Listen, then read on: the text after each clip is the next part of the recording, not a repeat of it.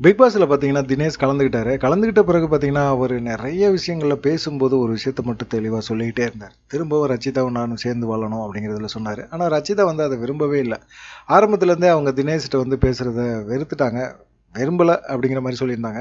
இப்ப பார்த்தீங்கன்னா, பிக் பாஸ்ல கலந்துட்டு ஒரு பிரபலத்த போய் நேரா சந்திச்சு, அவங்க Instagramல போட்டு அதுக்கு பின்னாடி பார்த்தீங்கன்னா, பெரிய ஒரு நீளமான ஒரு பதிவையும் போட்டிருக்காங்க. என்ன சொல்லியிருக்காங்க? யார் அந்த பிரபலம் அப்படின்னு பார்த்தீங்கன்னா, டாக்டர் சந்திரபிரபா அப்படிங்கிற ஒரு பெண்மணி தான். அவங்க வந்து என்ன செஞ்சுறாங்க, விவாகரத்து ஆன பிறகு பெண்கள் எவ்வளவுலாம் கஷ்டப்படுறாங்க அப்படிங்கிற ஒரு அந்த தலைப்புல இருந்த பெண்களுக்கு இருந்து பேசினாங்க. அதுலயும் பார்த்தீங்கன்னா, பெண்கள் எப்படி சுயமா முன்னேறணும் அப்படிங்கிற ரீதியில பேசியிருந்தாங்க.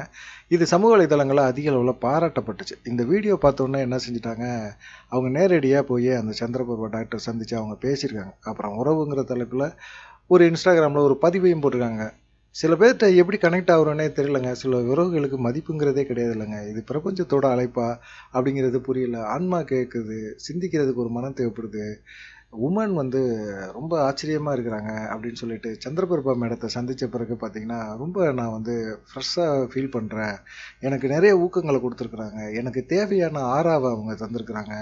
அவங்கள சந்திச்ச பிறகு எனக்குள்ள நிறைய நம்பிக்கைகள் வந்திருக்கு. திரும்ப ஒரு நாள் அவங்கள போய் சந்திப்பேன் அப்படிங்கிற மாதிரி சொல்லியிருக்காங்க. அதே போல் விவாதத்தான நிறைய மக்களுக்கு வந்து இவங்க வந்து நம்பிக்கை கொடுக்கணும் அப்படிங்கிற மாதிரி சொல்லியிருக்கிறாங்க. இதெல்லாம் பார்க்கும்போது ஏம்மா நீ போய் பார்த்த, போன, வந்த அதோட நிப்பாட்டிக்க வேண்டியது தானே. அதை வந்து ஒரு பதிவாக போட்டு தினேஷை ஏன் வெறுப்பேத்துற அப்படிங்கிற மாதிரி கேள்வியை தான் தினேஷ் ஆதரவாளர்கள் கேட்டுக்கிட்டு இருக்காங்க. அந்த மனுஷன் வந்து வேணான்னு சொல்லிட்டா அந்த மனுஷன் தனியாக வாழ்கிறான்.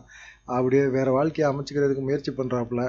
இப்படி போட்டு நீ பாட்டுக்கு எதாவது ஒன்று பேசி மேலும் மேலும் மனக்காயம் பண்ணிக்கிட்டே இருக்கிறியே.